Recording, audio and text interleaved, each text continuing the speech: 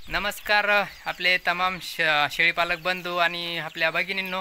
तर आपण आलेलो आहे आता कोटा जातीच्या गोट फार्मवर आलेलो आहेत. आपण व्हिजिट दिलेली आहे, अचानक आलेलो आहोत. मार्च शिवरात्रीनिमित्त आलो होतो इकडे एका देवस्थानी. तर रस्त्यामध्ये हा गोट फार्म दिसला आणि आपल्याला तिथून बघायचं एखादी शेळी योग्य भावशीर भेटली तर बघायची होती. आणि दोन्ही पण कामं आपण आणि परत एक व्हिडिओ शूट करून आपल्या शेळीपालक बांधवांपर्यंत पोहोचवू.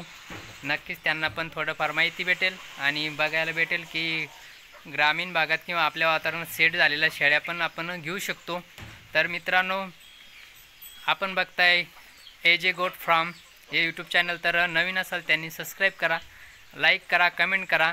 व्हिडिओ आवडल्यास नक्की कमेंट करून नक्की सांगा आणि इतरांना पण शेअर करू शकता, जेणेकरून दुसऱ्यांना पण या व्हिडिओचा फायदा होईल आणि त्यांना पण माहिती भेटेल. आपला एक लाईक म्हणजे तो दुसऱ्यांपर्यंत पोहोचू शकतो आपला व्हिडिओ आणि त्यांना त्या गोष्टीचा फायदा होऊ शकतो. तर मित्रांनो, आपण आलेलो आहे कोटाच्या फार्मवर. तर कोटा शेळ्या बघू शकता आणि बंदिस्त किंवा अर्धबंदिस्त हा फार्म आहे.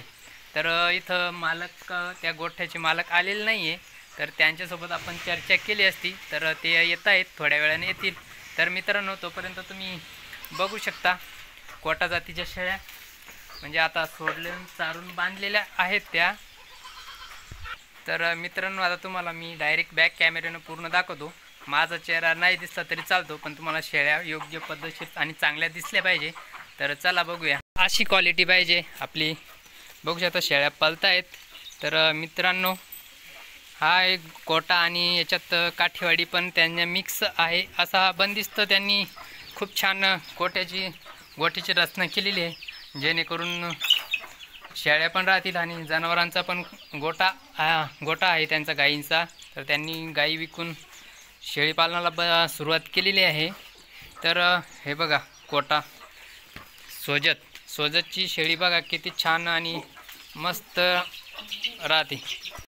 आपल्याकडं जाती टिकत नाही. तर मित्रांनो, असेच आपल्या ग्रामीण भागातले फार्म निवडायचे, जेणेकरून आपल्याच वातावरणात सेट झालेल्या आपल्याला शेळ्या भेटतील आणि त्या आपल्याकडं व्यवस्थित राहू शकतील. तर काही नाही, थोड्याफार महाग जरी असल्या तरी आपल्याला त्या परवडेल. तर मित्रांनो, तुम्ही बघू शकता हा असा छोटासा म्हणजे 20-25-30 शेळ्यांचा फार्म आहे हा. तर त्यांचं नियोजन पण खूप पद्धतशीर आहे. तर इथं त्यांच्या जोडीला कोंबड्या पण आहेत आणि छोटे पिल्लं पण इकडं त्यांनी रात्रीच्या किंवा छोटे पिल्ल्याचे पण व्यवस्था केलेली, जेणेकरून ते दिवसभर मोकळे राहतील आणि ते कुदत किंवा त्यांचा व्यायाम होत राहतील. तर मित्रांनो, हा सोजतचा ब्रीडर त्यांनी बांधून ठेवलेला आहे, कारण तो परेशान करतो शेळ्यानंतर. त्यांनी बांधून ठेवलेला आहे ब्रीडर. बघू शकता किती वर्षाचा आहे हा ब्रीडर? 14-15 महिन्याचा आहे का? बघा, 14-15 महिन्यात असा ब्रीडर बनतो आणि आपल्याला लागवडीसाठी योग्य बनतो. कारण कमी वयाचा बोकड जर आपण शेळीनं लागण केला तर शेळी शक्यतो लागत नाही आणि लागली तरी गाबडून जाते. तर असा ब्रीडर पाहिजे आपल्याला ब्रीडिंगसाठी कधी पण. तुम्ही कशी व्यवस्था करता यांची? मोकळा दिवसभर मोकळा राहतात का? म्हणजे अर्धबंदिस्त शेळीपालन. किती शेळ्या आहे पूर्ण? 22 पिल्ले, 4-5 पिल्ले. आता विक्रीसाठी सध्या नाही का? तर आता कोणत्या शेळ्या गाभण आणि कोणत्या खाली? 3 गाभण आहे का? कोणत्या आहे त्या? किती महिन्याच लागलेले आहे? 2-2.5 महिन्याच लागलेले आहे का? तर मग आता विक्रीसाठी नाही का? ही कोणती काठेवाडीमधून आहे की? ही काठेवाडी. किती वर्षापासून करताय तुम्ही शेळीपालन? 3-4 वर्षापासून. काय अनुभव आहे तुमचे? किती आजपर्यंत किती शेळीपालनातून किती पैसा कमावला अंदाजे सरासरी? 1.5-2 लाख रुपये राहते वार्षिक उत्पन्न. 1.5-2 लाख रुपये सरासरी बरं का? जादा राहू शकतं 22 शेळ्यांमधून. तर आपण अंदाजे धरलं पूर्ण खर्च वजा करून. तर तुम्ही 4-5 महिन्याचं बोकड कितीपर्यंत विकता? 4-5 महिन्याचं विकलाच नाही अजून. नाही का? नाही, तरी किती वर्षापर्यंत बोकड विकत नाही? किती महिन्याचा? 12 महिने 1.5 वर्षाचा. कितीपर्यंत जातो? 25-30 हजार. 25-30 हजार. किती किलोचा भरतो बोकड? 60-70. 60-70. तर तुम्ही त्यांचं खाद्य काय त्यांच्यासाठी? खाद्य काय बघा, मक्का फक्त. आणि दिवसभर मोकळा. मोकळा. आता सकाळ संध्याकाळ सोडत असेल ना उन्हाची? आता नाही सोडत आहे. नाही ना, कारण तापमान जास्त आहे तर त्यांना उष्माघाताचा परिणाम होऊ शकतो. तुम्ही सकाळ संध्याकाळ सोडता का? हा 2-2 तास? 2 तास. तुम्हाला पूर्ण मोकळं इकडे रान डोंगर आहे ना? डोंगरात काहीच नाही. नाही का? तर आता हे शेळ्यांचं डोंगरामध्येच. फक्त हा. त्यांना सकाळ संध्याकाळ मक्का फक्त. तर बघू शकता मित्रांनो, हा. तुमच्याकडं शेती किती आहे? किती 4-5 एकर. 4-5 एकर शेती करून ते हा गोट फार्म सांभाळतायत.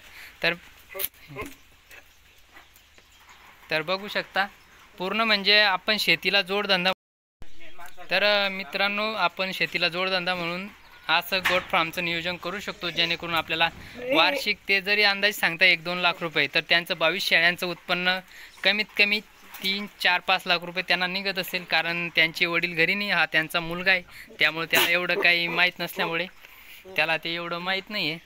तर मित्रांनो, असा आहे छोटासा गोट फार्म ग्रामीण भागातला, आणि एका डोंगराकडं त्यांचा हा गोट फार्म आहे. कारण निवांत मोकळ्या जागी शेळ्या त्या मोकळ्या राहू शकतात.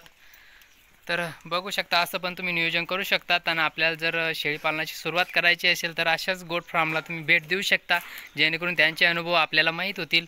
कारण त्यांच्याकडून माहिती घेतल्यास आपल्याला पण शेळीपालनाचं संपूर्ण माहिती भेटू शकते आणि आपण शेळीपालनात सक्सेस होऊ शकतो. तर मित्रांनो, व्हिडिओ कसा वाटला कमेंट करून नक्की सांगा. आपल्या चॅनलला नक्की सबस्क्राईब करा, इतरांना शेअर पण करू शकता. तर चला भेटू आपण परत एका नवीन व्हिडिओमध्ये. तोपर्यंत सर्वांना बाय बाय, टेक केअर, काळजी घ्या शेळ्यांची पण.